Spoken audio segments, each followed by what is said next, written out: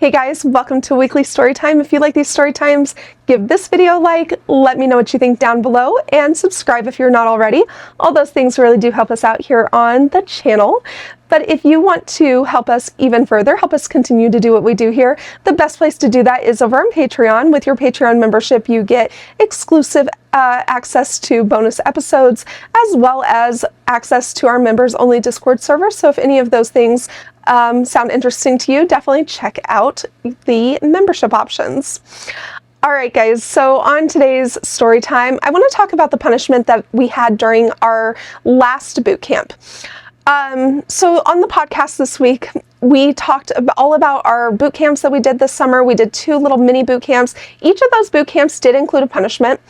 But I want to specifically talk about the punishment in our second boot camp, the most recent one that we did, because that was the most profound for me, which is interesting because it's also the one that didn't have a very strong focus, because we had a boot camp 2 weeks previously, just a little, again, it's just like a little 2-day mini boot camp. If you haven't heard the podcast, I'll link it down below, all about how we structured those boot camps.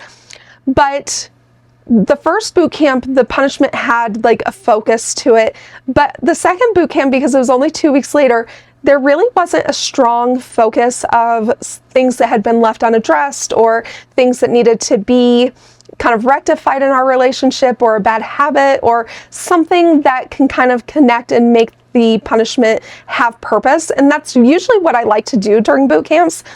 But this one didn't have anything. And so really the focus was quite literally just the submission to the process. And so I was deeply focused on submitting to CODA, submitting to our structure, submitting to assuming my role in the relationship, and just connecting to my submission intrinsically. And so that was really like my main focus for this punishment, was that I was really focused on submission. Now, for our boot camp punishments, sometimes CODA will use punishment intensity, and sometimes CODA will use maintenance intensity, kind of depending on what he feels is necessary or what he feels will be beneficial. And I never know until it's happening what he's decided, because the structure, the time is the same, but the intensity between punishment and maintenance is different. And so if he's using maintenance intensity, he'll use the punishment times, but it just won't be quite as intense. For this particular punishment, he did use punishment intensity, and I honestly wasn't expecting that, because this punishment didn't have a focus. So I was like, I wasn't necessarily expecting him to go for a more intense spanking, but he did. And it actually ended up being the best decision, because I think that the intensity definitely contributed to the fact that I found this spanking to be such a profound experience for me. And so what do I mean by that? What was so special about the spanking? I felt, because I was focused on my submission through this process, I went in very primed to connect to the process itself and to submit and yield to the spanking itself. It was incredibly intense. It was incredibly hard because he was using punishment intensity. I wasn't expecting it, so it kind of took me off guard.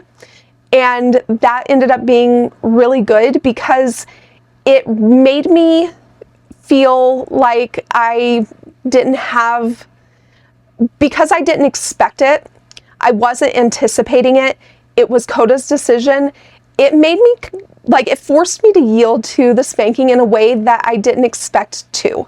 Meaning that I had to realize that I needed to submit to his decision in this. I didn't get to have any type of control over what that looked like. And my only job in that moment was to submit to his authority, to submit to his decision, and to submit to the spanking. Because I was so focused on my submission, because the realization of my job right now is to submit to this, and realizing that he holds all the authority, all the control, and all of the decision-making power, and I have to give all of that to him. I don't get to hold on to any of that control. It made me realize how much control I was trying to hold on to, how much I was trying to maintain control and trying to maintain that just just having an opinion or being able to be part of the process of the decision making, and realizing that that's not my place and that I need to give that up. And that then I started to feel a sense of kind of the remorse and the guilt that I feel when I am being punished. I started to feel that sense of grief towards the fact that I've been holding on to control that doesn't belong to me, and that I've been taking that away from my head of household. And that isn't something that, that's not right. That's not within my role. That's not fair to him to take something that belongs to him and try to hold on to it when it doesn't belong to me, and that I need to give that to him. And I'm processing all of this as the spanking is going on. It's incredibly intense. I start crying right away because, part of the reason I'm crying is because the intensity of the spanking. Part of the reason I'm crying is the emotional process of realizing that I've been holding on to control that I shouldn't have. And the only thing that I can kind of describe the emotional process is I felt humbled. Humility is a very positive trait to have as a taken in hand.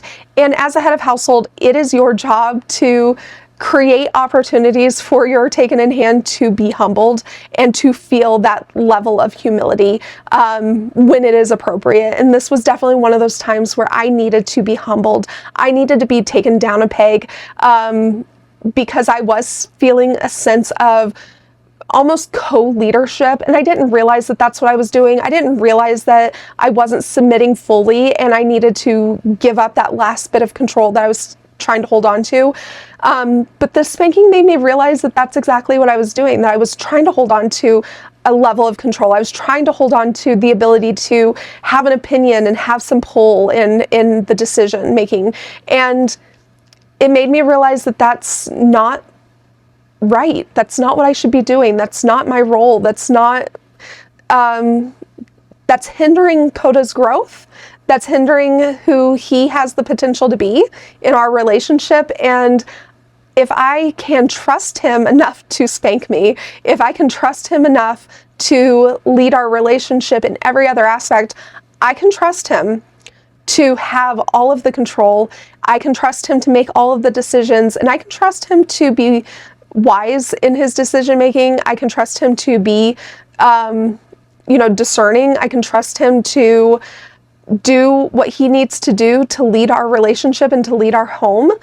And I can only display that trust when I give up control and when I stop trying to have influence, really. That doesn't mean that I can't share my opinions and perspectives, but I need to do so without the expectation that that's going to influence his decisions. And I realized that I was sharing my opinions, I was sharing my perspectives, but I was sharing them in a way that I expected that to influence his decisions. And I needed to give up that expectation. I needed to just give all of that to Coda because it belongs to him and he should have it. And I needed to just let it go. And when I let that go, I let myself go, and I was crying so hard. And I've talked through what a punishment looks like. And so he was going through all of the different implements at the time, a minute and a half on each side with each of our implements. And so as the spanking progressed, he does arrange the implements in a way that they do get increasingly more severe as the spanking goes on. So as the spanking progresses, the sensations that I am feeling are becoming more and more intense, and the emotional process that I'm feeling, that sense of being humbled, is becoming more and more intense, and I'm just crying my eyes out at this point because it's just, all of it is overwhelming. The sensation that I'm feeling plus the emotional process that I'm going through, it's all so overwhelming that I'm just bawling. And so the spanking concludes, it's over, and typically Coda will let me know that I can get up when I'm ready. I would say 9 times out of 10, I immediately get up. we hug and go straight into aftercare. This time, I think I took a few minutes to just cry and kind of gain my composure a little bit before standing up. Once I stood up, we immediately hugged. I cried in his arms, and we talked afterwards. And I didn't know how to process the feeling of being humbled. I did not have an attitude whatsoever. I did not have a poor demeanor, but I did not have the demeanor that I typically do coming out of punishment, because typically I am very submissive, I'm very sweet, I'm very receptive towards Coda. And I was receptive towards him, I was very respectful towards him, but I was still sitting with this feeling of being humbled. And I would say that this was probably the first time that I have felt that level of humbling through a punishment. And I didn't know what to do with it. I didn't even know what the name of it was at that point. I didn't know what I was feeling. It wasn't until much later that I was able to name it and know that that's what was happening. And it was uncomfortable. It was really uncomfortable to feel humbled and to feel this sense of being kind of taken down a peg. That's an uncomfortable feeling. And I just really had to sit with that and let myself be uncomfortable before I could be okay. And it wasn't until I was talking through it much, much later that I realized, oh, this is what happened. And this is actually a really good thing. And I was able to go to Coda after that, and I was able to just cuddle up with him and talk through everything that I had processed. And this was like several hours later, but it was a really positive experience. It really took my submission to a much deeper level, took it kind of to a new level, and took me to a place where I wanted to be in my relationship. And I have seen a new level of confidence within Coda now that I have given him the control of our relationship fully. I have seen a new level of freedom within myself. I didn't realize how burdened I was being by trying to maintain that influence over Coda. And by giving that up, I've freed myself from that burden. And he has a new level of confidence to be able to lead freely. And so it's been just a really positive experience in our relationship. And it was the perfect way to end our boot camp. It was the perfect way to kind of solidify everything that we had worked on through our boot camp, both of them. And it was just the perfect way to move into the fall, into this next phase of the year where it is going to be a bit of a busier season.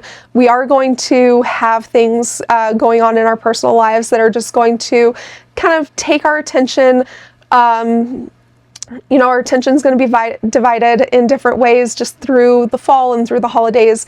And I think that we've really set ourselves up to have sustained success through this season where things are going to be a little bit busier in a way that we haven't had in the past. And so I'm really excited about all the progress we made. I'm really excited about the process we went through. And it was such a profound experience for me. And it is something that, yes, the spanking was intense, but it's not the most intense spanking that I've ever received. But it was one of the most powerful spankings that I've ever received. And I think that's because of the entire process that happened and the mindset shift that resulted because of that. So I hope you enjoyed this story. Give this video a like if you did, and we will talk to you next time.